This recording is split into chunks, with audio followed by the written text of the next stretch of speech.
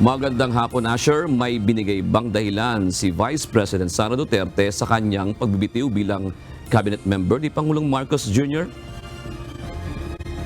Magandang hapon din, June. Sa mensahe ni Presidential Communications Office, Secretary Cheloy Garafil ay tumanggi magbigay ng dahilan si Vice President Sara Duterte kaugnay nga sa pagbibitiw nito sa gabinete ni Pangulong Ferdinand Marcos Jr. Ngunit kinumpirma ni Secretary Garafil na pumunta si VP Duterte sa Malacanang ngayong araw upang magsumite ng 30-day notice para sa pagbibitiw nito sa gabinete. Partikular dito ang kanyang pagiging kalihim ng Department of Education o DepEd at Vice Chairperson ng National Task Force to End Local Communist Armed Conflict o NTF-ELCA. Personal namang nagtungo dito sa tanggapan ng Kagawaran ng Edukasyon ngayong hapon si Vice President Duterte upang i-anunsyo ang kanyang pagbibitiw bilang DepEd Secretary. Earlier today, June 19, 2024, I sought an audience with the President and tendered my resignation as the Secretary of Education effective July 19, 2024. I have given my 30-day notice to ensure the proper and orderly transition for the benefit of the next Secretary. Sa kanyang pahayag, wala ring direktang dahilan na inihayag si Vice President Duterte kaugnay sa kanyang resignation.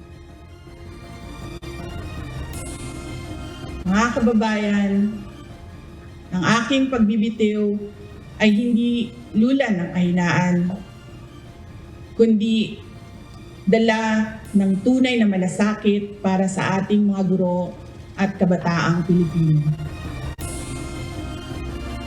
Sa mensahe ng ikalawang Pangulo, binanggit nito ang ilang mga nagawa sa kanyang pagsisilbi bilang Education Secretary para sa pagpapataas ng antas ng edukasyon sa bansa. Pangunahin na dito ang bagong curriculum para sa kindergarten hanggang grade 10 na inaasahang ipatutupad sa lahat ng mga paaralan sa buong bansa sa pagbubukas ng school year 2024 sa July 29.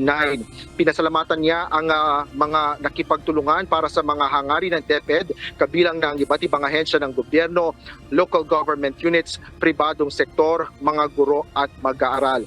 Diyon sinubukan naming hingin din ang iba pang pahayag ni Vice President Duterte kaugnay na ang dahilan ng kanyang pagbibitiw sa gabinete. Ngunit matapos ang kanyang mensahe kanina, ay agad rin itong tinapos ang kanyang press conference at hindi na nagpaunlak pa ng kahit isang katanungan mula sa mga mamamahayag. Maging si DepEd Undersecretary at Spokesperson Michael Powa ay tumanggi ring magbigay ng panayam lalo pa sa dahilan ng pagbibitiw ng ikalawang Pangulo at binigyan din na lamang ang kahalagahan at mas kahalagahan ngayon ng maayos na pagpapalit ng kalihim ng kagawaran. Yan muna ang latest. Balik sa iyo, June.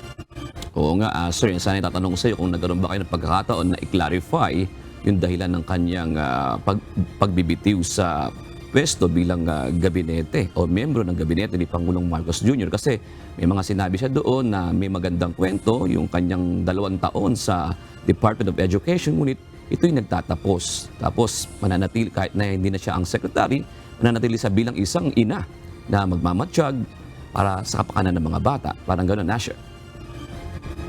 Yes, June, tiniyak naman ni Vice President Duterte na kahit na siya ay bumitiw sa pagiging kalihim ng Department of Education ay magbabantay pa rin ito at magbibigay ng kanyang yung kanyang part o yung kanyang makakaya para sa ikabubuti ng kagawaran ng edukasyon, June.